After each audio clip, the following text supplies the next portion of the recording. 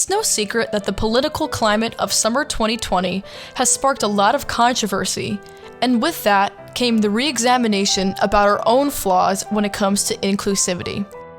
Specifically in the music world, is enough music written by people of color, women, or even non-Western composers being performed? Why do Mozart and Eric Whitacre seem to always steal center stage? Today we explore the work of an incredibly underrated Black female composer and how the legacy of her work continues to shine brightly into the future.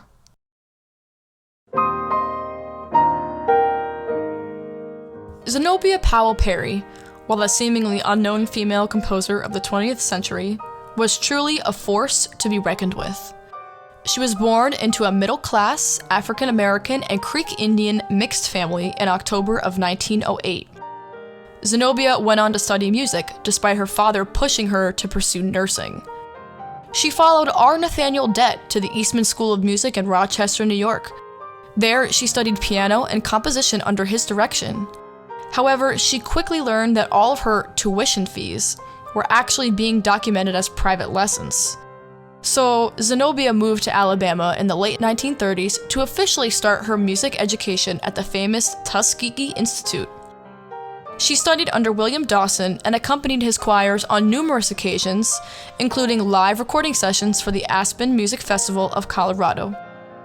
After she earned her degree, Zenobia joined the faculty at Central State University in Wilberforce, Ohio in 1958, a position she upheld for the majority of the rest of her life. While, as a whole, Zenobia's life seemed glamorous compared to others of her time, she too suffered great loss. Zenobia was abandoned by her first husband before suffering the loss of her 11-year-old son. Now, she later remarried, but only to experience a divorce from her second husband shortly after giving birth to their daughter, Janice.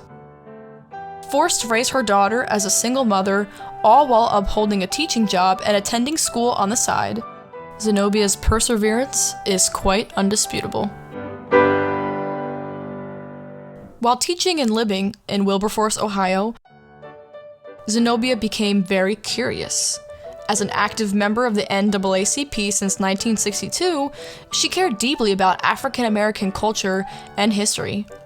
When Zenobia discovered Wilberforce University was the private African American institution of higher education, she needed to know more.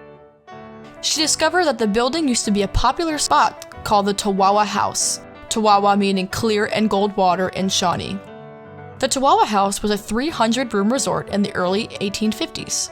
Many Southern slaveholders and their enslaved mistresses traveled there for vacation, drawn in by the natural springs that existed there.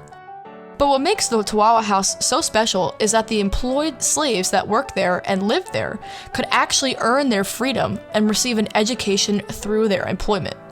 The Tawawa House is also special because it was a popular stopping point along the Underground Railroad. After digging up all of this research on Wilberforce University and the significance of the Tawawa House, Zenobia was confused to learn that many locals knew nothing of this incredible backstory. Throughout her entire life, she sought to positively impact those around her who did not have what she had. It was then, in the late 1960s, that Zenobia decided that she wanted to use her position of power, being a female, published African-American composer and teacher at a university, to share the truth about the Tawawa House story and its role in African-American history.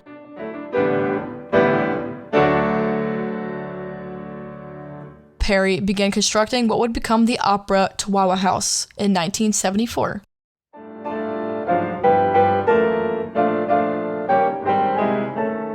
After handwriting manuscripts for multiple years, a concert version was released and sung by her choir at Central State University. Zenobia's substantial perseverance for a work that she knew might not ever be performed or published endured right up until her death.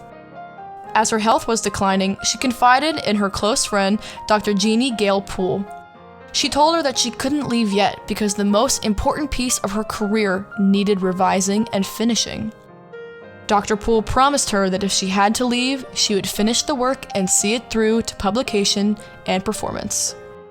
Unfortunately, Zenobia Powell Perry passed away later that year in 2004 at the age of 95, leaving her incredible yet unfinished work Tawawa House behind. However, Dr. Poole was determined to keep her promise to Zenobia. In early 2013, Dr. Poole met with Matthew Buckman, the general and artistic director of Townsend Opera Company in California. She shared with him Zenobia's vision for Tawawa House, and the two agreed that finishing and performing this work was of extreme importance. Dr. Poole immediately began working and revising the large box of handwritten manuscripts that Zenobia left behind. Dr. Poole typed everything that she could find, which ended up totaling to about 140 pages. There was just way too much, and Dr. Poole knew that she had to make some executive decisions and cut things out. She then recruited the help of Zenobia's daughter, Janice, in order to keep things true to Zenobia's vision. The two began working on restoring the score and orchestration, and after working diligently for just about a year, the orchestration was finally reconstructed, reimagined, and diligently notated. To create the segues that Zenobia did not write, Dr. Poole expertly wove together melodies and themes from numbers throughout the opera with newly created material. The orchestration yielded about 2.5 hours worth of music. Both Dr. Poole and Janice were overjoyed with the outcome, and Janice even said that her mother would be in seventh heaven if she saw all of Dr. Poole's excellent work. Dr. Poole then began her collaboration with Matthew Buckman and the Townsend Opera Company in preparation for the world premiere of Tawawa House. Matthew also had a brilliant idea of partnering with the local theater company Sankofa African American Theater. Their mission is to highlight the history of African American culture and to teach young people to get involved in this history. Zenobia's ultimate inspiration for creating Tawawa House in the first place reflects these ideas.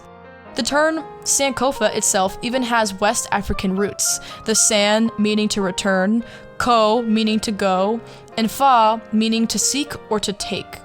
The company believed that you must go into your past, take what is good, and bring it with you to the future, an idea that Zenobia would, without a doubt, be all over. From then on, the company knew they were destined to assist in the production of Tawawa House, and so the Sankofa Theater Company was quickly immersed in this project.